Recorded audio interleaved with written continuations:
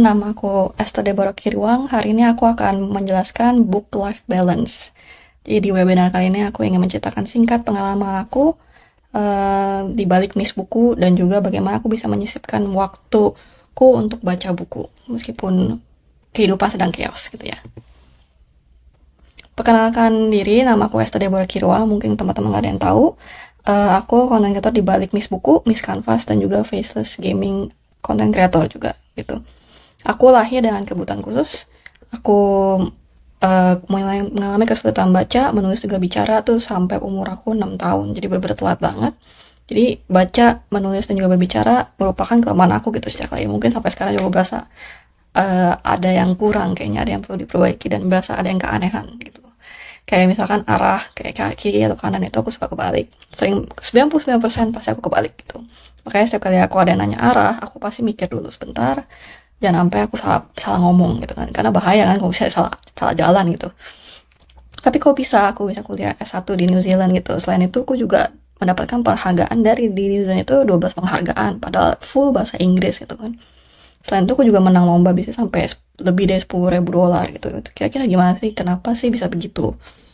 Nah, trik aku sih cuma satu, yaitu work life balance. Balik lagi ke topik webinar ini gitu kan. Karena aku selalu sisipin baca buku di kehidupan aku gitu. Jadi sebenarnya aku suka baca buku tuh awal-awal waktu aku SMA. Bener-bener kayak telat banget sebenarnya. Tapi ya gitu, nggak ada kata terlambat gitu kan. Karena lagi SMA gitu sebenarnya lebih karena kepepet kehidupan sih. Karena di SMA itu SMA aku susah kan. IPK Puri kalau kalian tahu itu termasuk sekolah yang mengutamakan pendidikan gitu ya. Untuk banyak orang dari sana adalah ikut-ikut OSN gitu kan, Olimpiade dan lain-lain. Dan untuk survive itu sangat susah gitu. Makanya aku kayak nggak mau baca buku nih. Tapi ternyata habis baca buku keasikan dan dari situlah mulai kehidupanku berubah. Ternyata baca buku itu penting yang menjadi salah satu alasan aku menjadi lebih baik gitu. Aku baca buku hampir dimanapun dan juga kapanpun gitu ya. Kadang malam, sering malam juga, atau nggak pagi-pagi mungkin lagi stres pekerjaan, aku baca buku. Dan juga hobi banget beli buku kan, seminggu bisa 5 kali beli buku baru dan lain-lain. Ini aku waktu di New Zealand menang lomba, atau nggak di sini juga ada yang juga menang lomba juga tuh tiap pagi jalan pagi sampai dengan audio, kan nggak mungkin baca buku di jalan kan ya. Ya dengan podcast atau audiobook gitu. Nah, aku mau jelasin kenapa baca buku itu penting. Baca buku itu bisa latihin fokus pertama. Karena waktu masih kecil aku dari dulu tuh susah banget fokus. Itu salah satu kelemahan aku, fokus. Dan juga di dunia serba digital ini sulit fokus dan pikiran akan selalu kemana-mana. Misalkan contoh, nggak ngapa-ngapain nih. Kalau nggak ngapa-ngapain pasti kan otomatis tangan kita ngambilnya HP, terus sosial media, scrolling. Nah kayak gitu. Itu keseringan scrolling itu bikin kita sebenarnya jadi susah fokus. Pekerjaan jadi lebih susah untuk dikelarin karena kita procrastinate. Tangan kita gatel nih kalau misalnya otak kita kayak gatel kalau misalnya ngecek sosial media. Nah namanya itu gagal fokus. Nah baca buku itu mengajarkan untuk fokus karena kan harus baca kata-kata dan lain-lain kan, juga bisa mikir juga, stimulasi otak gitu. Alasan aku di New Zealand bisa bertahan belajar lama itu karena aku sering baca buku gitu, mereka ngajarin gitu. Yang kedua adalah filter otomatis. Buku itu bisa membangun filter di kepala, jadi nggak gampang tersinggung. Misalkan ada drama di sosial media, kamu nggak tersinggung. Jika ada teman kamu bikin masalah sama kamu nggak mudah tersinggung. Atau nggak jika kamu ada masalah kehidupan dan lain-lain, atau nggak ada masalah di pekerjaan dan sebagainya, kamu tahu mesti ngapain nih, apa yang penting, apa yang nggak penting kamu buang, yang nggak penting kamu buang, yang bagian pentingnya kamu pikirkan yang terbaik bagaimana dan lain sebagainya. Kayaknya buku itu kayak filter otomatis. Aku berasa berpikir lebih dewasa, dan orang sekitarku pikir aku juga berpikir lebih dewasa itu karena baca buku gitu. Dan juga shortcut nih paling sering orang bilang kan, karena kamu belajar pengalaman dari orang lain gitu. Jadi nggak usah mencoba setiap lubang, kamu bisa cari lubang yang mungkin patut diloncati dan sebagainya, dan karena ada orang yang mungkin sudah berpengalaman dan sebagainya gitu. Jadi nggak perlu cobain semua masalah kamu coba masalah yang emang worth kamu coba segitu juga. Tapi aku nyadar banget alasan paling populer orang yang gak suka baca buku itu ada pasti ngomongin waktu, punya deadline, atau nggak berasa kayak keburu capek duluan nih, atau enggak buku tuh ngebosenin. Aku lebih suka lebih suka nonton. Ada orang juga gitu. Tapi pertanyaannya adalah siapa yang salah gitu kan? Siapa atau apa yang salah dari malas baca buku ini gitu?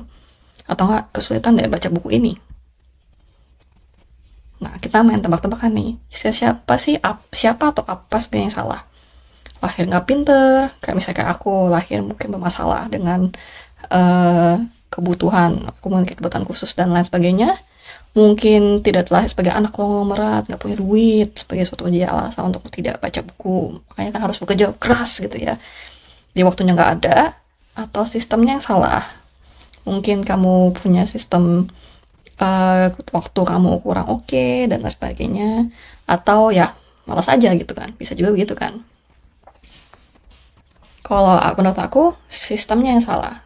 Sebenarnya semua ini nggak bisa disalahin gitu. Sisa ini bisa dibilang adalah eksternal, masalah eksternal yang kamu sebenarnya bukan suatu hal yang bisa kamu ubah. Misalkan lahir tidak pintar, itu bukan suatu yang kamu bisa kamu ubah. Emang udah lahir begini gitu kan. Tapi maksudnya hal ini udah nggak bisa kamu apa-apain lagi, udah lahir gitu kan. Gitu kan. Tapi bisa kamu ubah adalah sistemnya kamu bisa ubahin, kamu jadi bisa baik-baik lagi gitu. Ini ajak teman-teman untuk reframe. Kamu nggak punya waktu untuk baca buku bukan karena masa waktunya.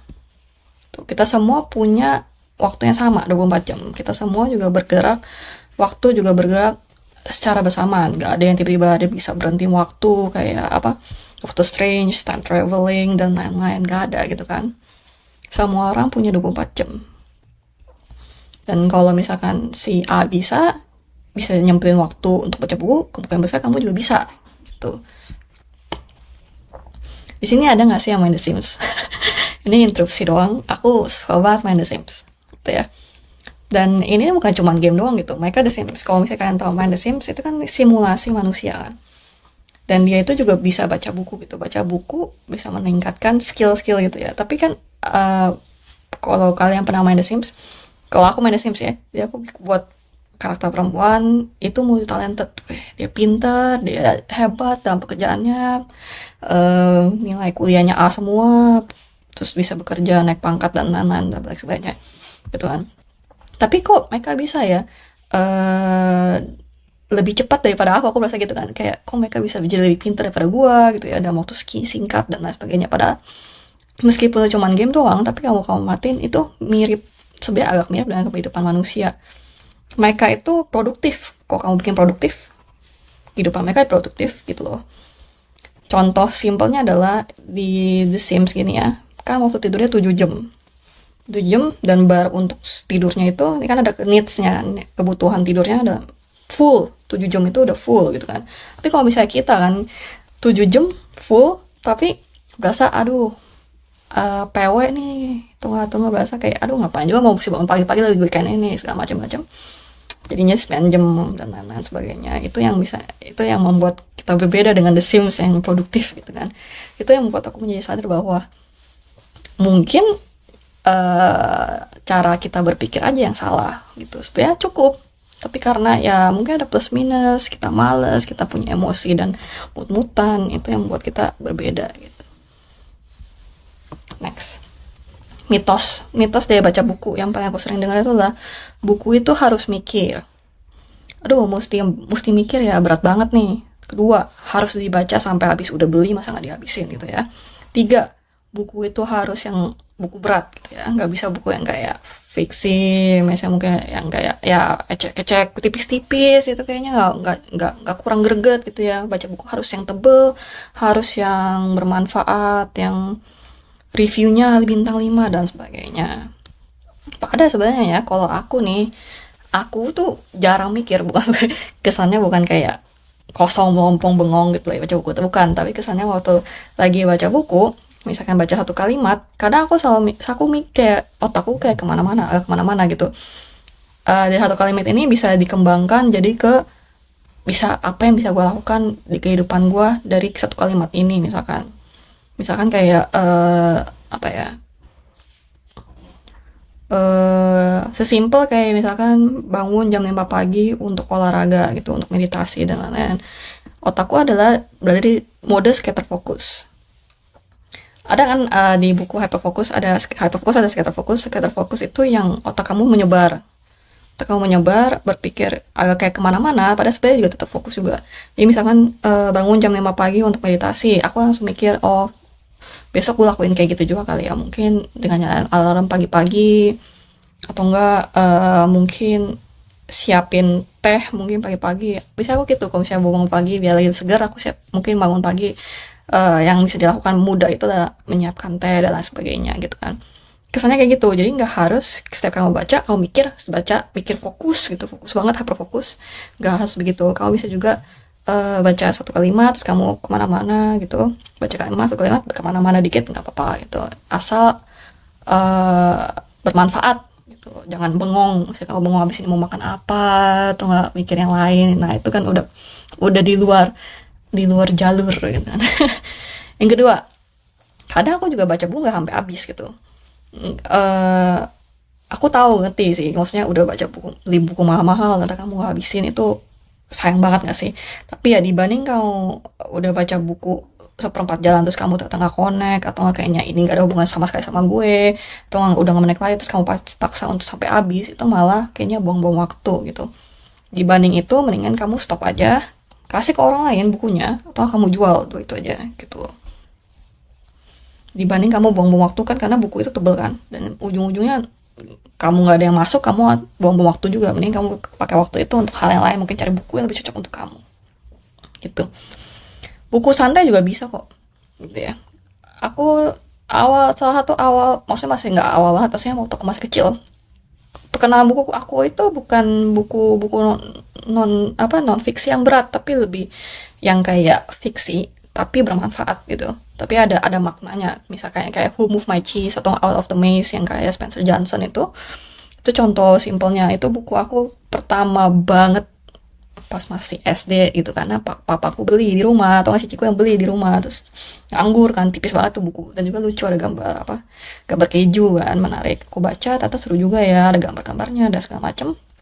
Dan itu juga jadi salah satu pijakan pertamaku mengenal dunia perbukuan gitu. Buku santai juga gak apa-apa gitu loh, karena tujuannya kan bukan untuk pamer kan, tujuannya bukan untuk orang-orang untuk kamu kelihatan keren di depan orang lain, tapi lebih ke arah untuk dirimu sendiri gitu. Baca buku untuk diri sendiri gitu. Ada pepatah dari Naval Ravikant, yaitu read what you love until you love to read gitu. Baca buku yang kamu suka sampai kamu suka membaca buku. Aku setuju banget sih, karena aku menemukan buku yang aku suka, setelah itu aku keasikan jadi suka baca buku gitu. Ini prinsipnya adalah, intinya aja nih, biar kamu bisa praktekkan, itu adalah 5-10 menit baca buku, 5-10 menit sehari aja tuh cukup banget. Kamu pikir gitu aja, maksudnya gampang gitu loh. Pikir bahwa baca buku itu gampang gitu. Jadi biar kamu tuh lebih gampang bergerak gitu. Kedua, bukunya sesuai. Nah, buku sesuai yang emang kamu mau baca buku itu gitu loh, bukan karena bukunya bukan suatu paksaan dari luar gitu. Tapi emang buku sesuai untuk kamu, emang, dan kamu pengen baca gitu. Setelah itu boleh skip, itu malah drop. Skip ini maksudnya kayak skip chapter. Aku pernah baca buku David Bach, itu buku financial itu Amerika gitu. Dia itu ada pembahasan topik yang gak sesuai dengan kita, gak sesuai dengan orang Indonesia, kayak misalkan asuransinya, sistem pensiun dan segala macam, itu nggak sesuai, karena kan Amerika sama kita kan beda.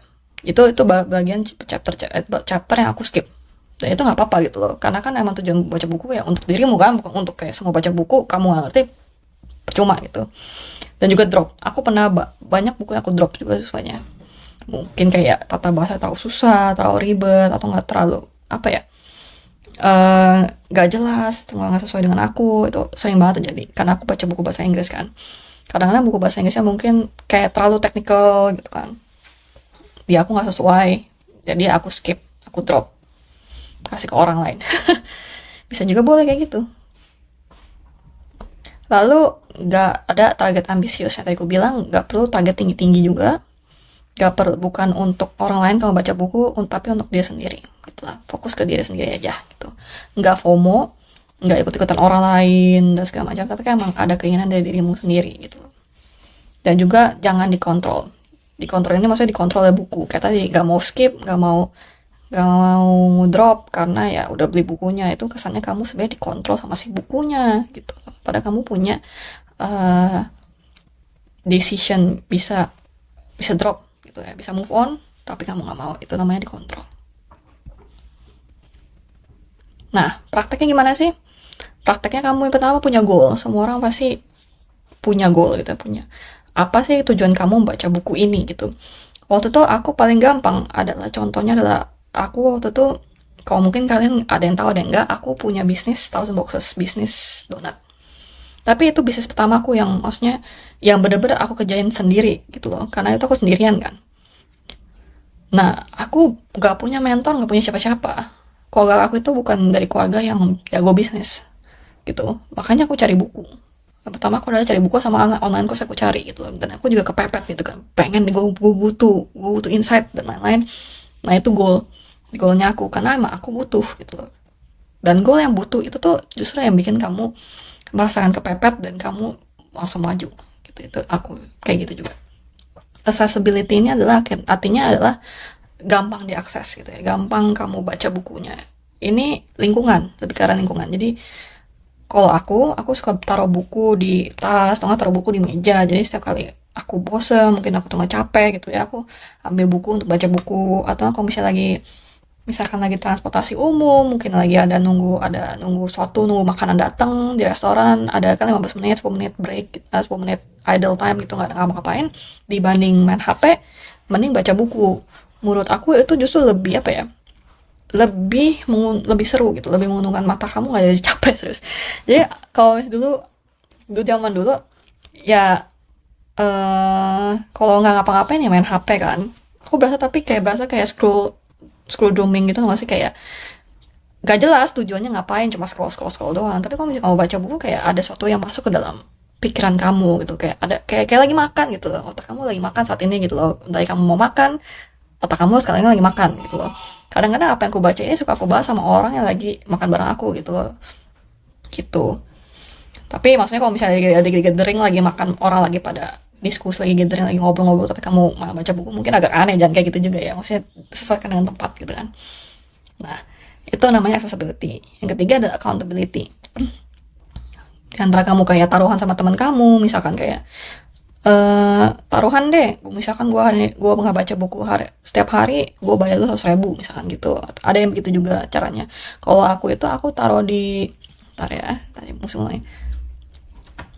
Kalau aku taruh di IG story. Jadi setiap pagi aku fotoin tuh, lagi baca buku nih gue setiap pagi jam 5, jam 6 gitu kan. Nah kalau misalkan aku nggak kerjain ini, orang-orang bisa nanya gitu, kayak, kok lu hari ini nggak baca buku gitu kan, hari ini lu nggak baca buku bla bla bla. Nah jadi kesannya kayak ada yang ngeliatin gue nih, jadi gue harus baca buku setiap hari, jadi ingetin deh jadi lebih konsisten, bisa kayak gitu juga gitu. Surprise-nya adalah masing-masing kita punya stylenya sendiri. Kalau kamu punya style sendiri untuk bisa rajin baca buku, nggak apa-apa, lakuin aja. Tadi ya hal-hal yang aku kasih tahu sebelumnya itu hanyalah sebagai kayak template yang bisa kamu coba nih. Ada jalan yang bisa kamu coba, bermanfaat di aku, mungkin bermanfaat di kamu, mungkin juga enggak gitu. Tapi kalau kamu punya cara sendiri, ya nggak masalah. Misalkan orang-orang ada juga loh kayak Ali Abdal gitu, dia baca buku lebih dari satu buku. Jadi di hari itu dia bisa ada buku non fiksi jalan, non fiksi ada, buku fiksi juga ada, buku meditasi, buku apa tuh ada. Kalau aku tipe yang harus satu buku sekali baca, aku mesti baca kelar satu buku dulu baru bisa ke buku selanjutnya gitu. Ada juga yang audiobooks, mungkin sambil nyetir dengan audiobooks, tipenya kayak gitu, karena mungkin nggak bisa, bukan tipe yang baca bukunya pakai tangan, misalkan ada juga gitu. Atau enggak yang sambil nulis. Aku pernah gini juga, misalkan lagi ngantuk gitu, aku baca buku sambil nulis biar lebih semangat, biar nggak ngantuk di siang-siang bolong gitu kan. Atau enggak di live sosial media. Ini aku kalau misalnya pernah kejadian ini, kecanduan banget buat sosial media, Karena tadi ngurus 3 account itu, jadinya aku sering ngecek sosial media gitu. Padahal nggak ada notifikasi, aku cek. Apa setiap berapa detik aku cek. Lagi bosen, misalkan lagi pekerjaan lagi susah, aku cek sosial media dan akhirnya aku delete aja. Jadi ini lebih bermanfaat karena kan ya udah nggak ada nih, ya menyadari kalau wah sosial media gue hilang nih, ya udah balik lagi ke pekerjaan gitu, atau nggak baca buku dan lain sebagainya. Download ebook di HP juga boleh juga, misalkan lagi bengong nggak ngapain, download deh gitu kan. Aku pernah waktu lagi zaman 2020 lagi apa nunggu vaksin ya, gak bawa buku ya, untungnya ada apa ringkasan miss buku di HP aku, jadi aku baca ringkasan gitu sambil nunggu jadwal vaksin. Atau nggak pakai Kindle gitu, bisa kan kalau misalnya kamu nggak suka fisik, bisa di Kindle. Atau idolain seseorang, ini aku juga pernah pakai cara ini gitu ya. Jadi aku buku pertama yang aku suka bener-bener terjun banget buku non fiksi itu sebenarnya buku ini nih, The Success Principle karya Jack Canfield. Ini setiap kali ada yang nanya buku favorit, aku selalu jawab ini. Sebenarnya nih terinspirasi dari orang lain. Jadi ada YouTuber namanya Lavender, dia itu setiap ada rekomendasi buku yang direkomendasiin ini, lama-lama penasaran kan, kayak aku belilah, untungnya di Gramedia itu ada. Aku beli, aku baca, dan aku ketagihan. Aku setuju banget kenapa dia suka buku-buku ini gitu. Ya ini dari idolain seseorang kayak suka baca buku, bisa jadi caranya begitu juga gitu kan. Atau nggak habit beli buku, aku pernah gitu juga. Jadi minggu ini beli 5, minggu depan beli 5, minggu depannya beli 5. Jadi kan mau nggak mau minggu pertama itu yang habis beli 5 buku harus kelar di minggu itu. Pernah juga aku kayak gitu, jadi tiap minggu beli. Boncos sih, tapi ya jadinya punya habit beli buku, akhirnya baca buku juga kan gitu. Ini buku-buku yang aku rekomendasiin kalau kalian mau coba baca buku. Mereka bukunya ringan, bisa dibilang ringan. Tapi buku ini nggak ada, buku The Success Principle-nya ada di Gramedia, cuman dia nggak ada yang versi Indonesianya, dia versi Inggris. Dan juga lumayan tebel, jadi mungkin menurutku di antara dua ini mungkin cocok untuk pemula, kan? Tipis ada bahasa Indonesianya juga. Dan juga mereka adalah salah satu buku yang jadi pijakan untuk ke non-fiksi. Sekian, terima kasih, semoga bermanfaat sharing-sharing dari aku di webinar kali ini. Thank you.